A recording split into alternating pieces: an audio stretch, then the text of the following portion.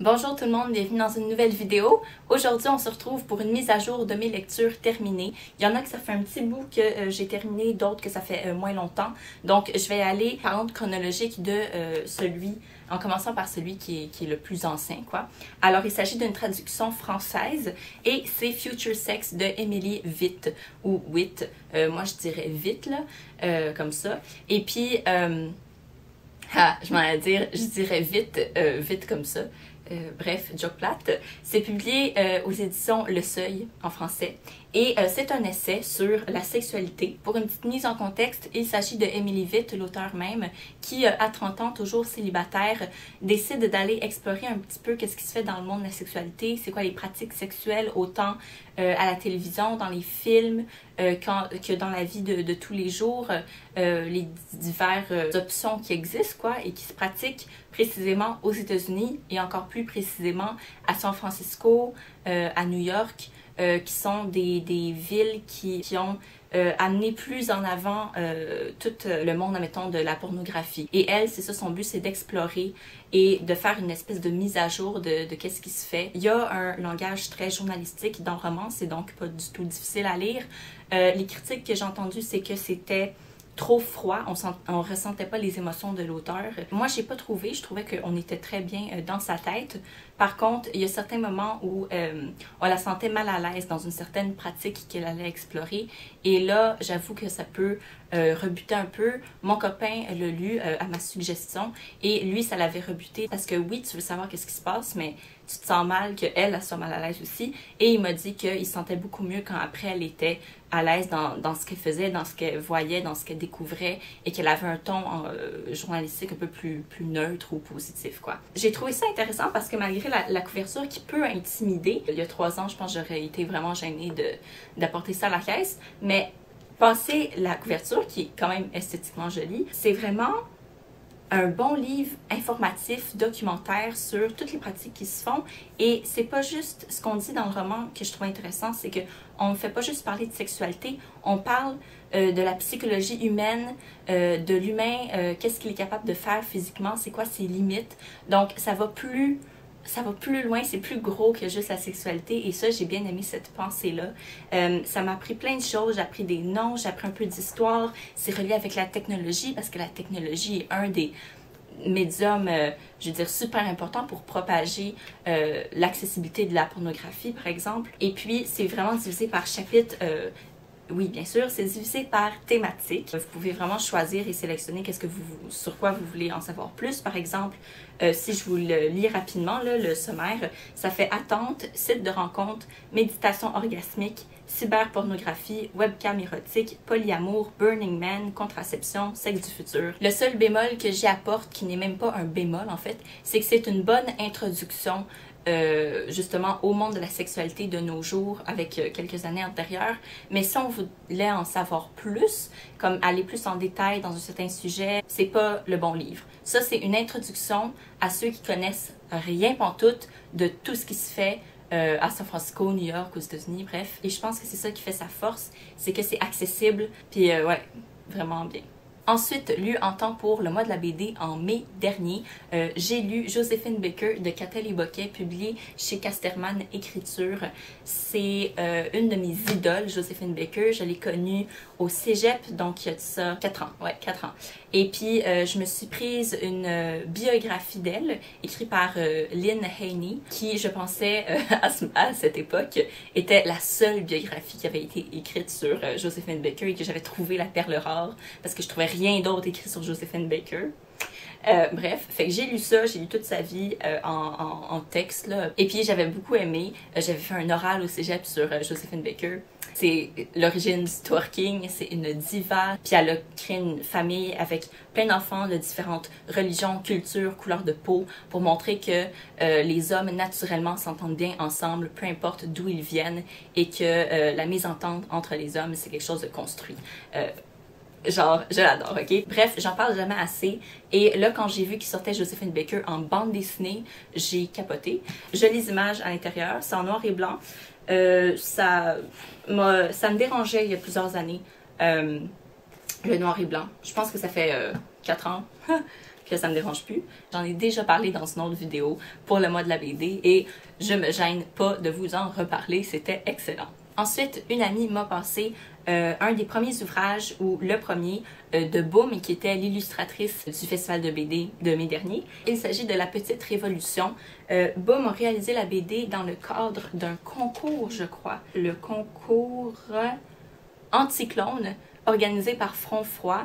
Et le but du concours, c'est d'offrir à un auteur de bande dessinée la chance de produire un premier album professionnel. Je pense que ça avait été publié autour des années 2014, ok.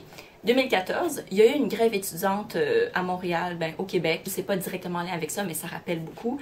Et j'ai juste aimé comment Boom fait ses plans dans la BD. Comment elle amène l'histoire, c'est comme si on regardait un film, puis elle a des plans vraiment originaux. Tu sais, tu t'attends, si tu vois quelqu'un marcher, qui va avoir un zoom sur ses pieds, ou que quelqu'un parle, on voit la personne d'un certain angle, mais elle change ces attentes-là, puis elle fait quelque chose de vraiment original. Et encore là, quand il y a des images, pas de texte, une image vaut 1000 mots, fait que ça c'est très bien fait évidemment. Je veux dire, c'est juste... En plus, les dessins sont beaux et ce que j'ai beaucoup aimé et que j'ai jamais vu avant, pas que j'ai une grande expérience en BD, c'est que pour dessiner les joues des personnages, c'est vraiment un petit détail. Comment vous montrer ça clairement? C'est juste des gros cercles, comme pas plus d'efforts que ça. Ça devait être réfléchi, là, justement, mais c'est super simple, puis j'aime vraiment ça. Qu'ils aient eu des grosses joues rondes comme ça, juste avec un trait de crayon, là. Bref, la fin est bonne, les péripéties sont bonnes. C'est vrai, ouais, la fin est vraiment chouette. Puis on suit l'histoire d'une petite fille, en fait, qui est sans abri et qui va tenter de joindre la Révolution malgré son jeune âge, pardon. On lui dit de rester dans le bunker caché, mais elle va décider de sortir. Faut qu'elle sauve, je pense, son ami, l'histoire d'un grand frère dans tout ça. Il y a plein d'émotions, puis tout ça dans un petit ouvrage. Une belle histoire avec de la profondeur, tout ça dans un... Vraiment, elle méritait son prix. Ensuite, beaucoup plus récemment, j'ai terminé le premier roman, je crois, de Alice Michaud-Lapointe, publié aux éditions Héliotrope. Maintenant, elle a publié d'autres romans, là, je pense un deuxième. Et puis, ça a été publié en 2014 également. C'est une auteure de Montréal et j'ai vraiment beaucoup aimé le concept. C'est une auteure que j'ai découvert à l'UDM parce qu'elle est venue dans notre classe nous faire une petite rencontre et elle nous a lu quelques extraits expliquer le concept de son roman. Titre de transport, c'est pour décrire les cartes puces qui nous permettent de prendre le métro et de prendre le bus à Montréal. Et ce qu'a fait Alice, c'est qu'elle a visité chaque station de métro à Montréal. Elle en a sélectionné plusieurs, pas toutes, mais plusieurs. Et elle a décidé de nous raconter une histoire autour de cette station de métro. Qu'est-ce qui se passerait dans la vie de tous les jours autour de cette station de métro. On lit jamais trop de romans qui se passent dans le métro de Montréal. Moi, c'est la première fois que je lis un roman où on parle du métro de Montréal puis que l'action se passe autour du métro. Ça m'intéressait beaucoup, beaucoup. Et au final, j'ai aimé ma lecture, mais il y avait certaines histoires. Je pense que cette critique-là, c'est vraiment pas construit ou bien que c'est vraiment très personnel, mais il y a certaines histoires que je trouvais pas qui collait bien à la station de métro et j'ai trouvé trop whack, donc trop bizarre. Fait que je me dis, ouais, ok, je sais pas si c'est la normalité, mais en même temps, tu sais, il faut que ça reste divertissant, distrayant. Mais malgré ça, même si moi je m'attendais à ce que ça soit comme une coche moins folle, il y a beaucoup d'émotions et d'authenticité, j'aime pas ce mot-là, dans son roman parce que quand un personnage vit une certaine épreuve, comme elle décrit bien comment on se ressent, comment on se sent, etc. Il y a même, j'arrive à la station Villa Maria, puis il y a une fille qui s'appelle Evelyne, puis à chaque fois que je vois mon nom, ça me fait capoter parce que je le vois pas souvent. En fait, je l'entends jamais dans la rue, mais je le vois souvent dans les livres, fait que je suis comme... je suis connectée aux livres. Puis c'est souvent des Evelyne anglophones, il n'y a pas beaucoup de Evelyne francophones. Bref, c'est un détail. Mais ouais, au final, j'ai aimé ça. Puis il y en a certaines que ça m'a vraiment surprise, certaines histoires. Fait que si vous voulez quelque chose, justement, qui est pas... Un roman qui va pas juste comme décrire vraiment... Qui garde sa vérité, mais qui des fois va nous montrer un côté de la vie quotidienne de personnes un peu plus flyées et qui parle de métro, bonne lecture. Finalement, après ma petite virée à la radio il y a 2 semaines, une des filles qui était avec nous dans le fond, elle nous a parlé d'un roman publié chez Lemiac, Nous sommes bien seuls de Julie Bosman, et ça m'avait vraiment intriguée, ça avait l'air vraiment bon comment on en parlait. C'est inspiré de la méthode d'écriture de Svetlana Alexievitch. Pour ceux qui la connaissent pas, c'est une femme qui a écrit ce qui s'est passé, voir que j'ai oublié le nom, mais c'est un autre gros accident d'usine avec les gaz et tout. C'est le seul livre témoignage de ce qui s'est passé là-bas puis comment les gens ont vécu ça. Svetlana Alexievitch a pris les témoignages, mais après c'est elle qui réécrivait à la plume et qui a littérarisé comment les gens parlaient, comment elle voulait. Il y a comme une controverse avec son œuvre de est-ce que c'est la vraie parole des gens parce que leurs propos restent le même, mais je veux dire, elle s'est permise de modifier un peu comment ils parlaient. Bref, c'est un peu le même principe ici. Julie Bosman a pris le témoignage de plusieurs femmes de tout âge qui vivent seules depuis toujours ou depuis un certain temps pour aller creuser dans comment elles vivent tous les jours, pour montrer que la solitude, ce mot solitude, comment les gens voient ça, c'est comme si ces femmes-là avaient un problème, comme si, admettons, t'es pas mariée à un certain âge, t'as pas de chum, c'est comme tu dois avoir fait quelque chose de pas correct, tu dois avoir un problème mental. On voit les beaux côtés d'être seul, les côtés plus tristes, plus frustrants.